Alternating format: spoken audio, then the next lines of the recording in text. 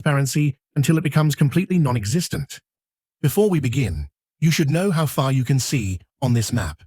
You will notice that I have placed small dots close together.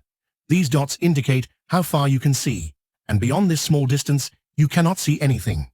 Consider this dot to be a half-sphere fixed above your head that moves with you while you are on the ground. You cannot in any way see what is beyond this sphere or what is outside its borders. To make you believe this, I will give you a very simple example.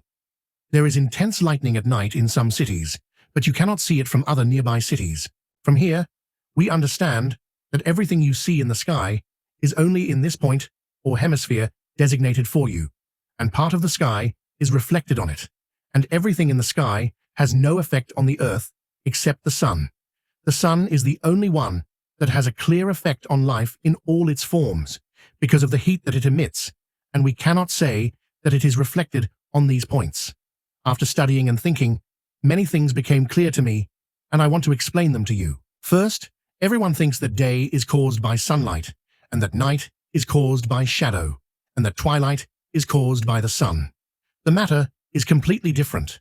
Day is an independent substance that revolves in the universe and leads to the appearance of daylight on Earth. Day has different properties than night, and one of its properties is that it is energy, and everyone knows that as we can get energy from daylight, twilight is stable on the entire day, but we only see it when the sun's focus is weak.